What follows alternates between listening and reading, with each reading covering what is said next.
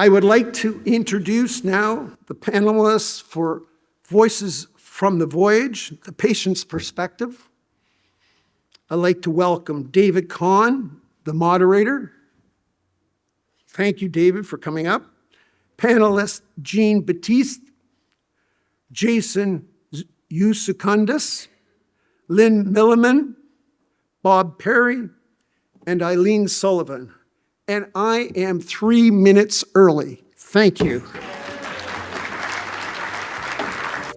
So yes, as Paul introduced us, this session, I'm going to moderate and join in and just basically share everybody on this panel, our background, our journey through WM, what makes it unique. Because to me, I've had WM for 7 years, and coming to these conferences, it's like a snowflake. Everybody's a little different.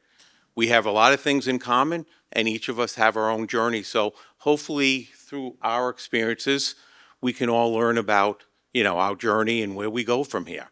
I'll welcome everybody to Ponte Vedra. I live here, not in the hotel, but in Ponte Vedra. I hope everybody has a nice few days here. The weather seems cooperating. We do have thunderstorms late in the day. It might rain like the dickens here. 2 miles away, it'll be sunny. It's just Florida weather. The grounds here are really neat. TPC Sawgrass, one of the best courses in the United States. You can go out the back and get right onto hole 12 and walk around there. They have a beautiful clubhouse.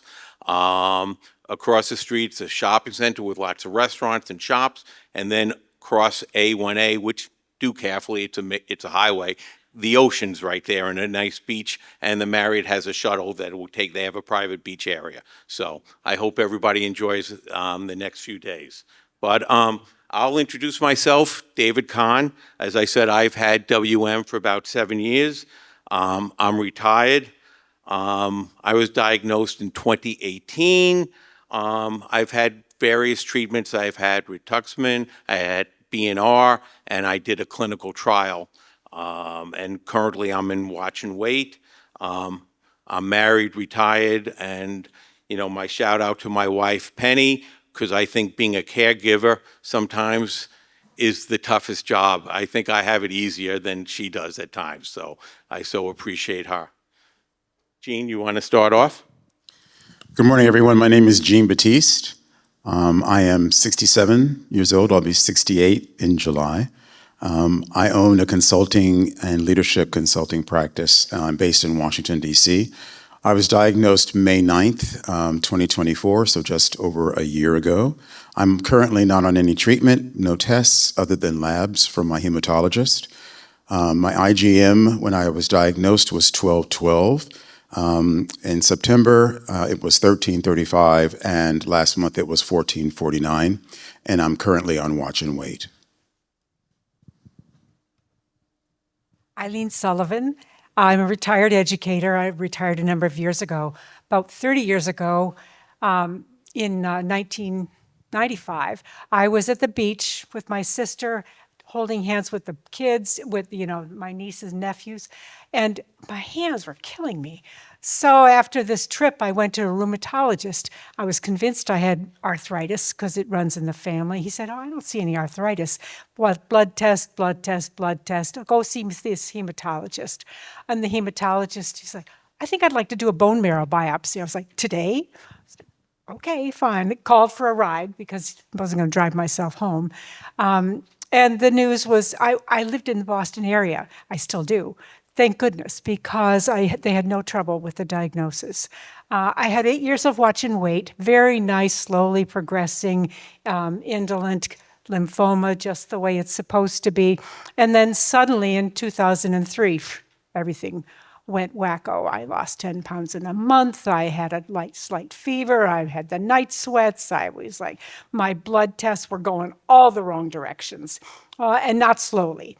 So within a couple of months, I was in treatment. Unfortunately, Dr. Trion at that time I was able to see him as my new doctor, so that was great. He worked with my other local oncologist.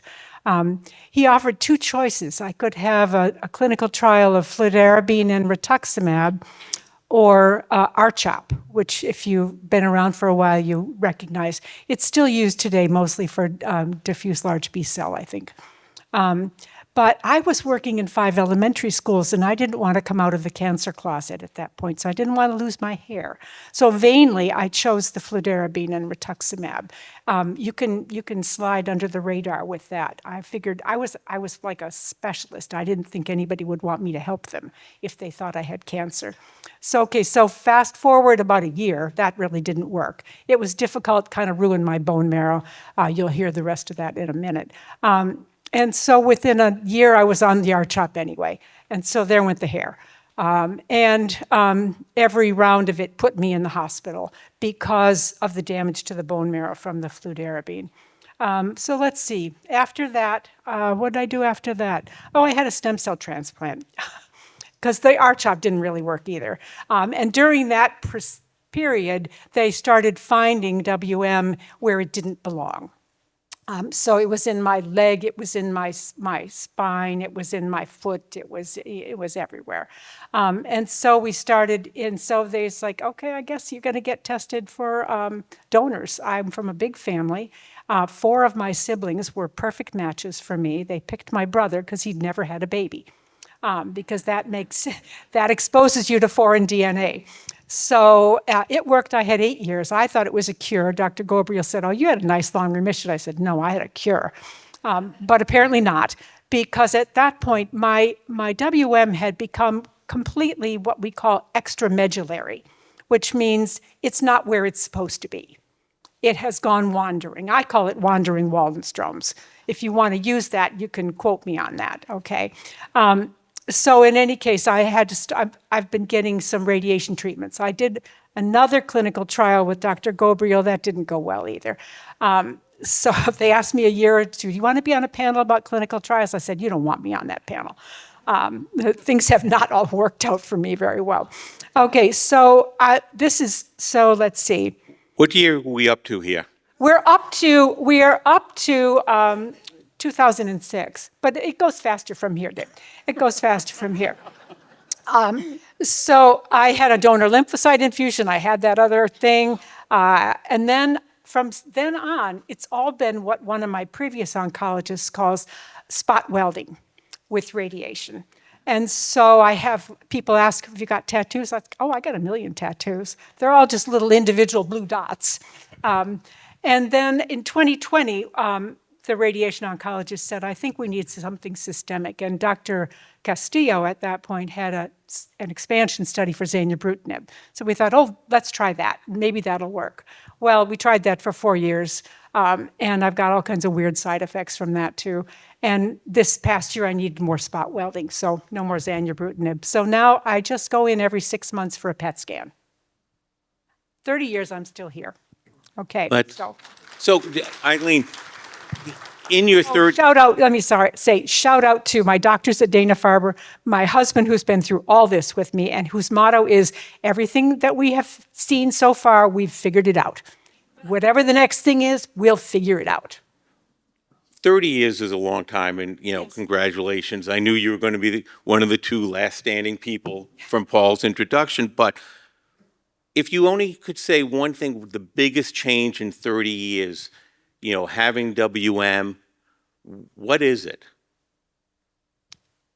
I think I have learned to ask for help when I need it. And I think that when I went in for the stem cell transplant, which was a big deal, it was a year, because it was a donor transplant. And because I worked in elementary schools, I wasn't allowed to go back to work for a year. And I was really sick for a long, long time. And what they said to me going in was, people are going to say to you, what can we do? What can we do? Give them something to do.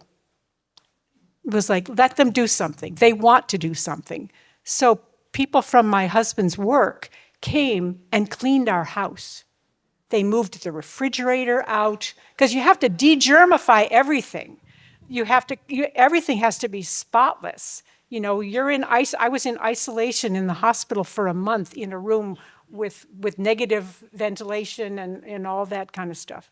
So they cleaned everything, and they cleaned the car, they took the car, they had the car detailed. Yeah, I think asking for help is so important. I still struggle with, trying to do too much. My wife says I'm pig-headed, which is probably true. And, and then you push yourself, and then, you have a few days where you can't do anything. So I do think asking for help and knowing when and not being proud is a Friends lesson came we and can all- planted my garden for me because I wasn't allowed to work in the dirt. And there are a lot of things you weren't allowed to do after you have a transplant because That's great, thank you. Yeah. Jason? You're a tough act to follow. you can do it. I have a far less interesting story. My name is Jason Euzukonis. I'm 50 years old. I live just north of Boston, married with 2 children that are 14 and 10 years old. I was diagnosed June 18th of 2018. Just the whole first half of 2018 in general, I could remember just feeling worse and worse every day. I'm a lifelong runner and was a competitive runner when I was younger, so I know my body really well. So, and when I'd go for a run, I'd get maybe a couple minutes in, my body would just be shutting down. So, finally went in to start trying to figure out what was going on. Went through a general hematologist who sort of diagnosed it, but at the end of the day, would have, in retrospect, would have put me on the wrong path in terms of treatment. I went and got a second opinion in Boston. Actually wasn't able to go to Dana-Farber yet. I started at Beth Israel, but they put me on the right path. They had to do a second bone marrow biopsy. So I had 2 biopsies within a matter of a couple of weeks. And they did the genetic sequencing, and it was determined that chemo likely would not be a good option for me based on some of the mutations. So they went right to ibrutinib and rituximab. When I was diagnosed, my IgM was 1,000, so not that bad relative for the WM world, but my hemoglobin was in the 7s. I was very anemic. My face was very pale, or getting very pale. But I responded really well, responded pretty quickly, and within 6 months, the hemoglobin was back up to 15. Over the course of the next year or two, IgM got down to into the hundreds. So yeah, I've been really fortunate in my journey in that my side effects from the BTK inhibitors have not been bad. I did switch to zanubrutinib, I think it was October of 2020, 2021. I'm starting to lose track now, which I guess is a good thing. And I've responded really well to that. Today, my hemoglobin sits around 15, IgM's in the 300s. So yeah, I've been really fortunate that I've been able to get back to an active lifestyle. Can run around with my kids in the backyard again now. And I'd also like to give a shout out to my wife. She's been awesome the whole journey. She's a mental health clinician, so I really needed her a lot in the early days. Eileen remembers seeing me those first few support group meetings. We were all in tears when Jason showed up for that first meeting. So yeah, no, I'm very thankful for her. I now go to Dana-Farber. The team there is incredible. I really can't say enough about them and how lucky I've been. So, Jason, you sell yourself short because your story is very interesting. And, I talked to you a couple of years ago on the phone, and frankly, it broke my heart because, I'm 67 and I, look around the room, we're all up there. And here I'm talking to somebody with kids that are young, works full time. That's a completely different perspective. So how do you go, that's got to be a challenge because we all have fatigue. We do have, this disease. How do you wake up and decide, I got to play with the kids, they have ball games, I work full time? It's not easy. I have to be, as time goes on, I might be sort of the baby in this group, but I'm not, age is starting to chip away a little bit at me. I just have to be very mindful and know my limitations and know when to say, listen, I can't do that, or whether it's a work-related trip or whatever, things of that nature. I just have to be very mindful of know my limitations and make sure I'm focusing on getting good night's sleep, eating well. Exercise has been a critical part of my recovery over the years. My wife knows I'm just a better person when I get a run in the morning. So. Well, it sounds like you can also use it for your advantage to get out of chores and stuff. I need to put the kids to work more, that's for sure. It's kids today, I'll tell you. Thank you. Lynn, tell us about you. Good morning. My name is Lynn Milliman, and I'm 74. Oh, sorry. Lynn Milliman. I'm 74, a retired elementary teacher from the Rochester City School District. I live in Webster, New York, with my husband of 51 years. And we have 2 boys, married, lovely wives, 4 unique and loving grandchildren. I was diagnosed about 12 years ago. I have had no treatment to date. While I've had no treatment for the WM, I do manage my health with sub-Q IgG replacement. And I infuse at home twice a month. For years, my IgG was very low, but I was never getting sick. So, even though my doctor might have recommended it, I wasn't getting sick. I knew that it was expensive and people needed it, and I didn't feel I needed it. But then a couple years ago, I had kind of a string of respiratory infections. So then I started thinking about it, and about the same time, I listened to a talk put on by the Lymphoma Leukemia Society by a Dr. Shahzad Mustafa, and he's an immunologist at Rochester Regional in the Rochester area. And I thought, he's an advocate of the sub-Q IgG. Thought about it, got an appointment with him, and we're discussing whether or not I should go ahead with the IgG. And he said, well, I think the best thing to do first is to decide to figure out how your immune system is working. Well, he did some interesting testings, which I can fill you in on it if you're interested.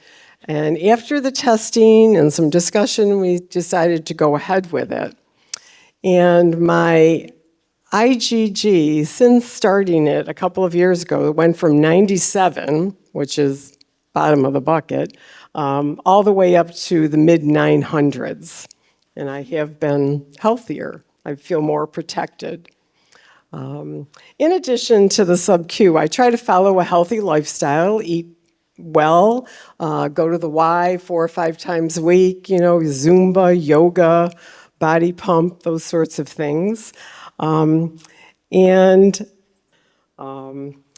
finally, I'd like to give a shout out to my husband for his steadfast support, encouragement.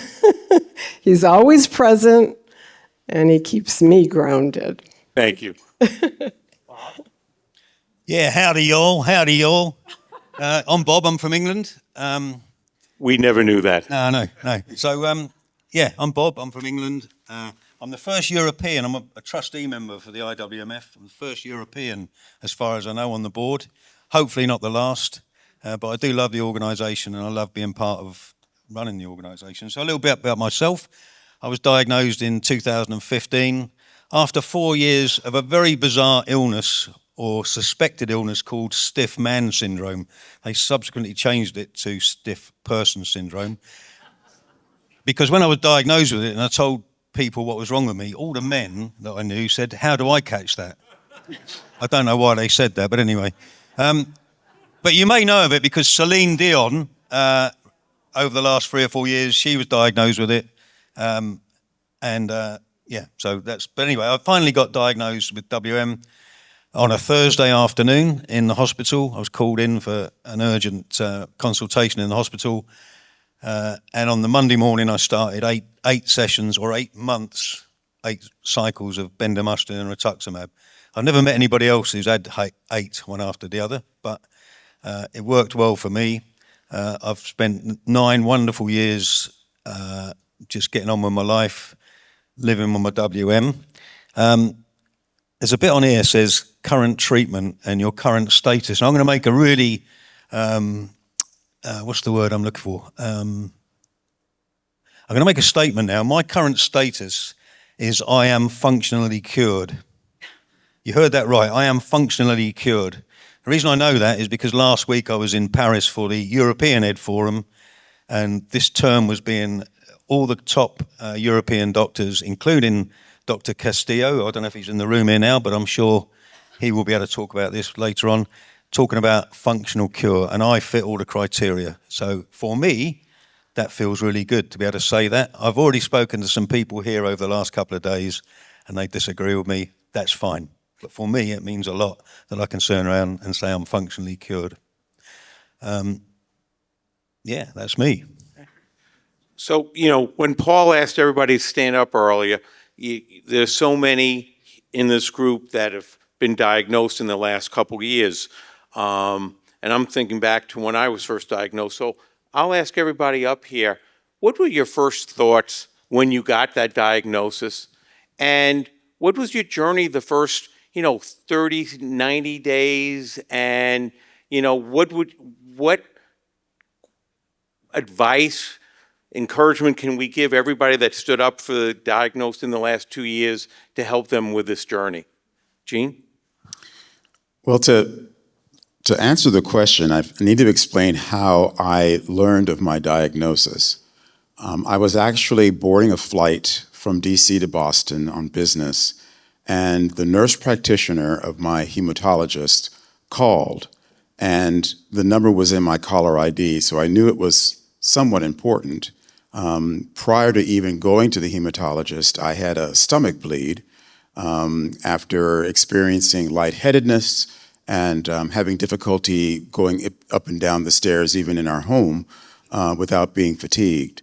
And I had this uncontrollable cough. We talked about a respiratory situation. So all of these telltale signs were there, but I had not been diagnosed yet. The stomach bleed led me to the emergency room to be admitted with a blood transfusion, ran a battery of tests. Like many of us, we went in for something else, and that's when the WM was discovered, and that was a situation in my case.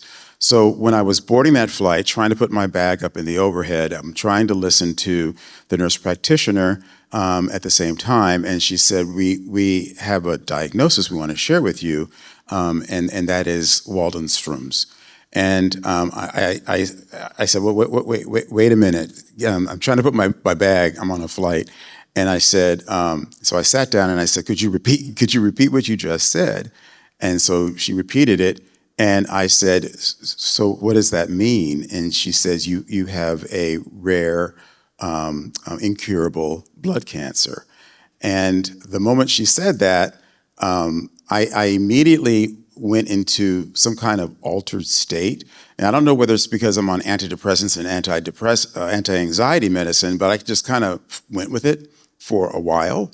And then when I got home and discussed it with my spouse, it began to make more sense. My spouse is a medical professional, and so he clearly understood what was going on. When I was told I was going to have a bone biopsy, he clearly knew what was going on and kind of shared it with me. So it wasn't a total surprise, but I still consider myself relatively young, and to have this kind of diagnosis. At first, I was stunned, clearly, and I called, even while I was on the trip, I called Scott, and Scott was an immediate comfort and immediate reassurance that we would be able to get through this. When we eventually saw Dr. Smith, my hematologist, Scott went with me, and so they knew that he was a medical professional. So they asked me all the questions and how are you doing, and so finally Dr. Smith, who's from Trinidad and has this beautiful accent, turned to Scott and said, well, how are you doing with all this? And he said, well, it was a punch to the gut. And it was the first time that I heard him share his response to it. So everyone else talked about their sponsors or their caregivers and the importance, and I would share that it is so important to honor and to be ever grateful for a caregiver. Did you ask about biggest challenges as well? Was that in the same sentence? Yes. Okay. I'm just following Cynthia's advice, like what to say, when to say it. I don't want to speak out of order. Oh, we'll shut your mic off, don't worry. Okay, yeah. Get the hook when you're ready for me to stop talking. I would say the biggest challenge for me has been the what ifs, and the what ifs that have kind of invaded my mind and my heart. What if this gets so serious that my mortality is sooner than I thought? What if my life insurance runs out, which I learned by having term life, which runs out in 2027. It would be very difficult for me to get reinsured for life insurance because I have a terminal, not terminal, but I have Waldenstrom's. So that's going to be a challenge coming up. In addition to a lot of challenge around the what ifs, every time I would have a cough or sniffle or stiffness or tendinitis, which is my current big ailment, I would wonder whether it was Waldenstrom's related or not. Another challenge for me is if I stay with my hematologist or if I go with a Waldenstrom specialist. I've heard arguments both ways, including from a Waldenstrom specialist at Georgetown in the Washington, D.C. area, and my hematologist who each want me. I was like, I feel like I'm at the NFL draft, right? Because both sides want me to be with their team, so to speak. And the final challenge for me is anemia. I'm always cold. Even in situations like this, if I could have had a third or fourth layer on, I would be even more comfortable than I am now. So I experienced the coldness all the time. It's true, your hands were freezing. You felt my hand, and I am very cold. Well, at break, go walk outside. It's going Yes. to be 90 and humid. Exactly. So. I'll thaw out when I do that. Eileen, we're asking you to go back a while, but what was your first thought? I mean, it was a different, me 7 years ago, there was still the internet and there was the IWMF I went right to and was great resource. But you were, you probably had less information at your fingertips. Oh, absolutely. Although I will say, well, first of all, let me do what was my first reaction?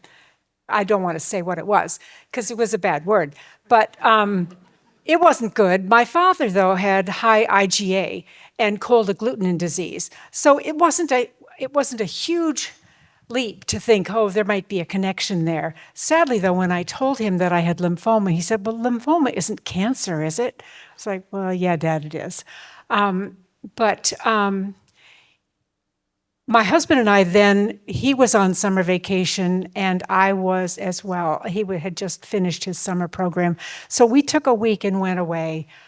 We went to an inn up in Maine and just kind of coped with it. We just went out to dinner and walked on the beach and talked about life and and as I said, what he said many years later is, because I've had all these weird things pop up. He said, we'll figure it out. It's that one day at a time thing that really does make a lot of sense. So what else was I supposed to talk about? That's fine. Jason. Okay. Yep. So to answer your question, what were my first thoughts were fear, will I see my children grow up? And will I just have figured like life is never going to be the same. But the good news is I go through most of my day now without even thinking about it, and I've gotten back to a normal life. So that's been a blessing. I think one of your questions though too is what advice would you give newly diagnosed folks? I work a lot with the young WM support groups. My main thing to them is get with a WM expert / doctor, of course. Join a support group and connect with the IWMF. For those that are here that are newly diagnosed, if you're here, you've already taken some critical steps in improving your long-term outcome. So, you've got some of the best doctors, probably the best doctors in the world at your fingertips here. And so, yeah. Lynn? Yes. It was, denial. Me, as I walked under the arch of Wilmot Cancer, I'm going, it's me. So it was hard. I think I would like to reiterate or just support what Jason said in all aspects, joining the IWMF. I mean, they're invaluable, the amount of information and support, and they're always there. And finding a doctor, yes, that knows WM, but also that you're comfortable with. I just think that's so important. I've been with Carla Casulo for 12 years, and even just a few years into my diagnosis, I asked her about a second opinion, and she responded, absolutely. And she said, do you have somebody in mind? And I said, well, I really like Dr. Coleman. I heard him at a forum, and he's in New York City. Well, she made the contact for me.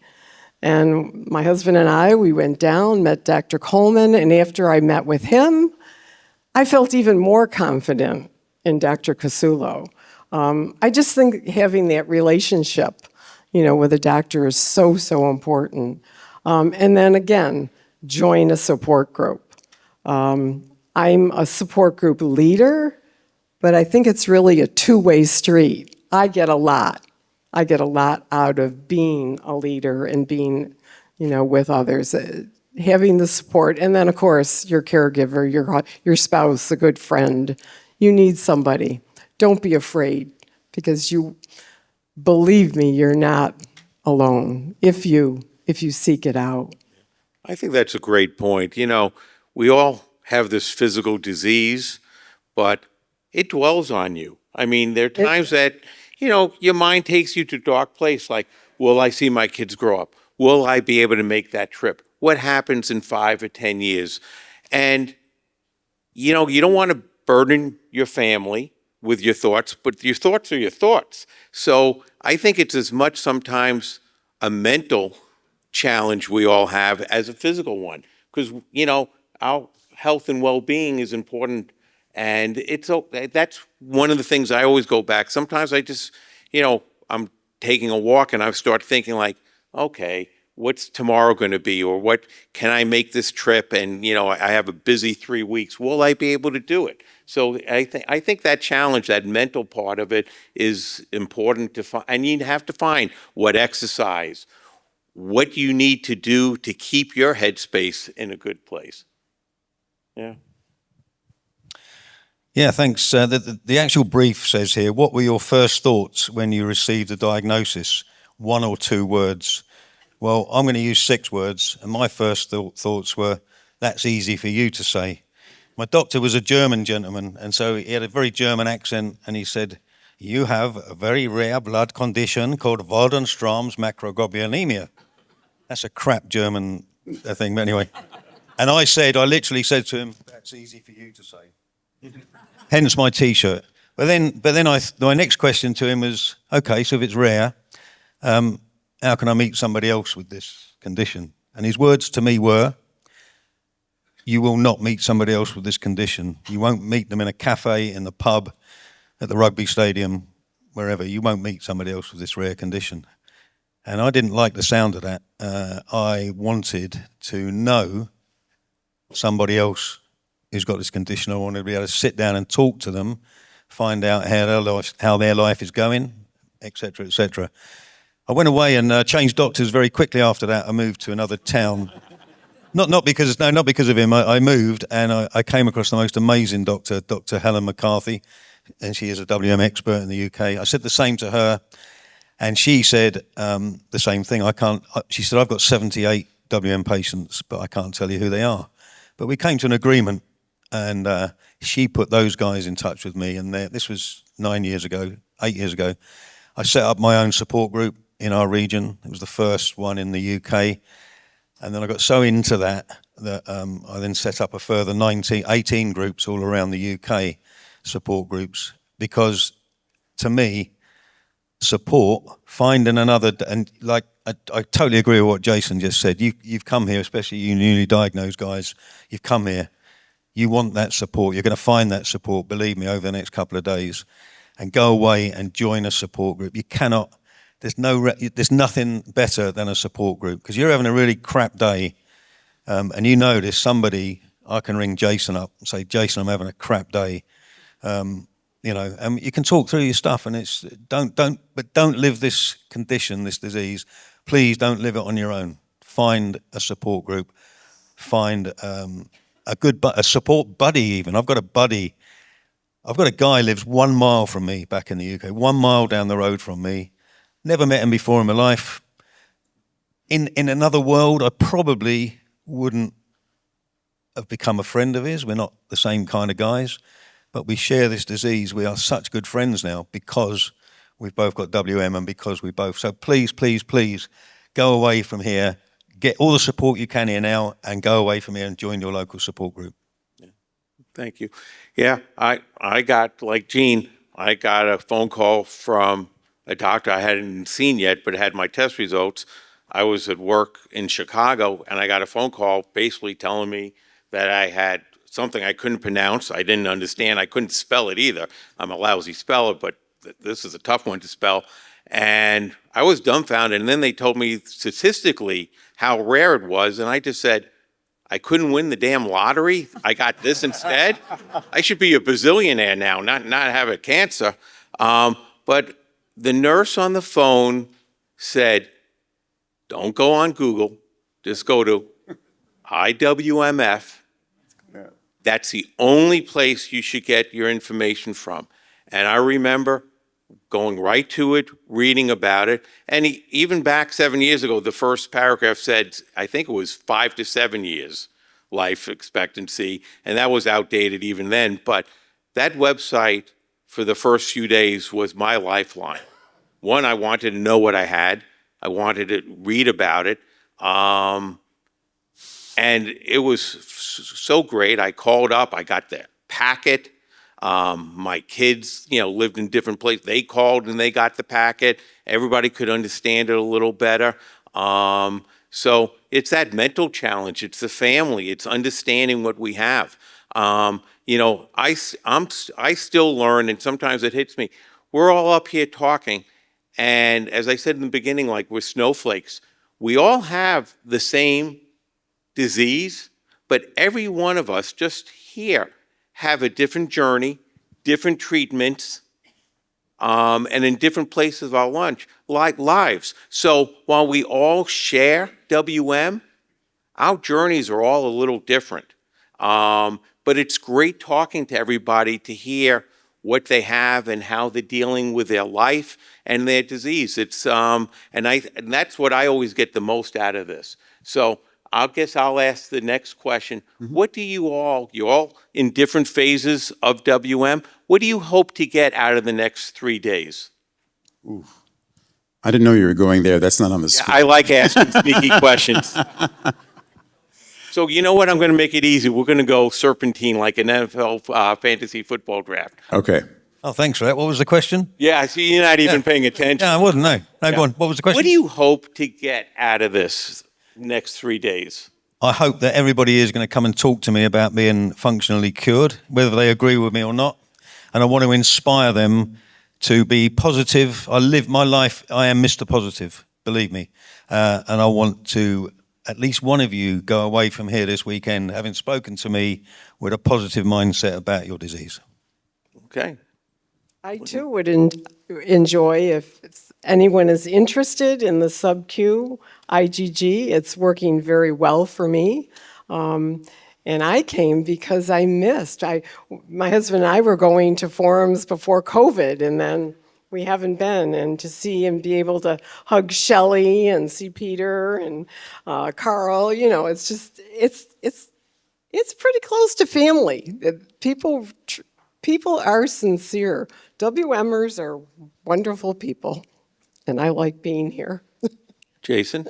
Yeah, I mean, it's only a once-a-year meeting, and sometimes it's hard to even, for me, to make it the once a year. So I always enjoyed, just kind of meeting new people and connecting more. Part of my goal, obviously, is to live another 30 to 40 years.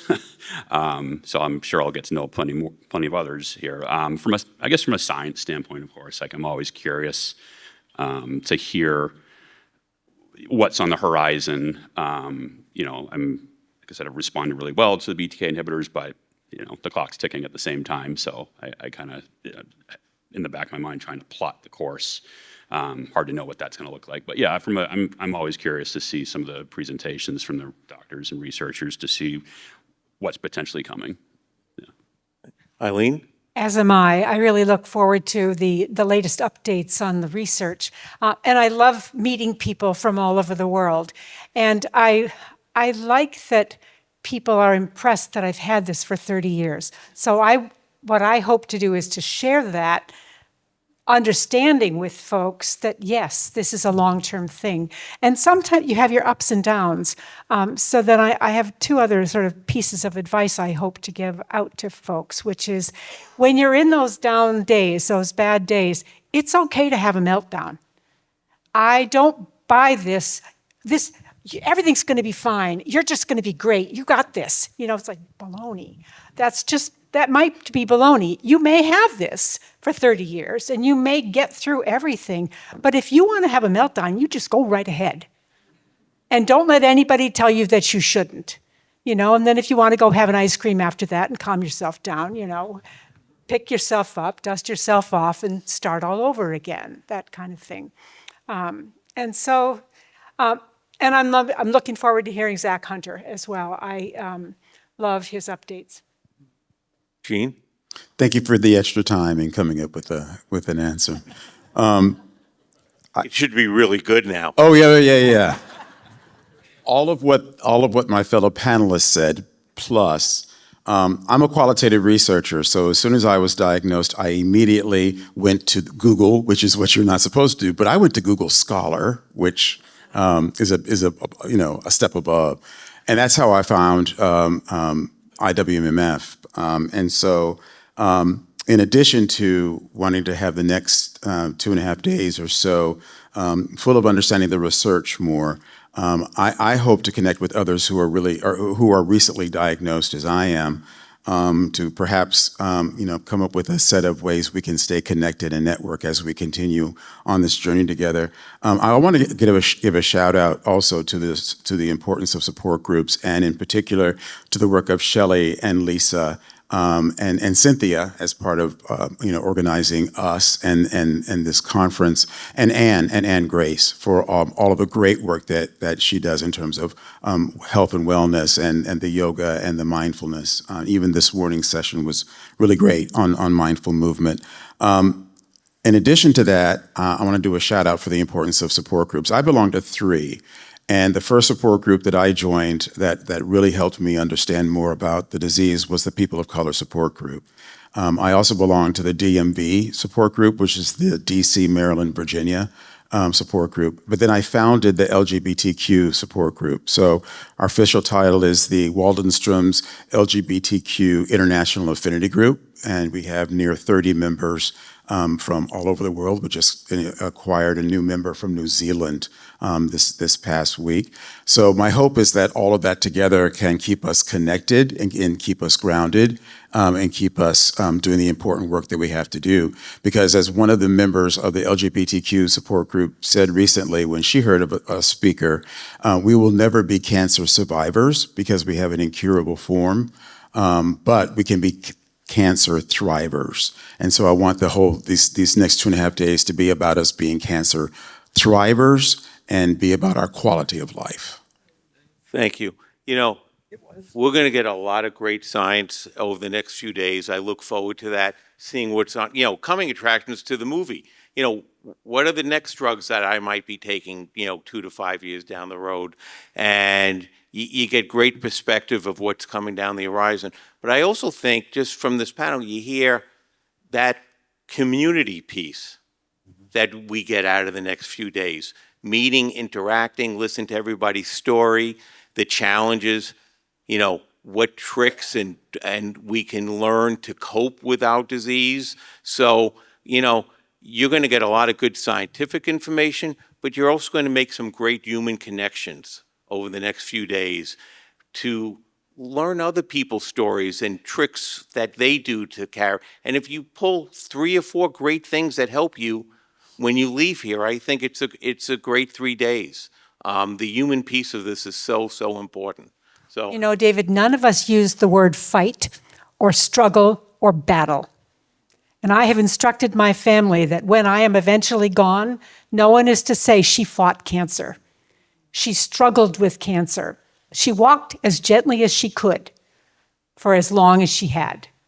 I don't want anybody battling this. This is not a battle. You're not in charge of fighting your own cancer. So- It's not your responsibility. So thank you, guys. Thank you to everybody here. And let's just look forward to a great, productive 3 days. And I look forward to meeting everybody during the meals. Thank you.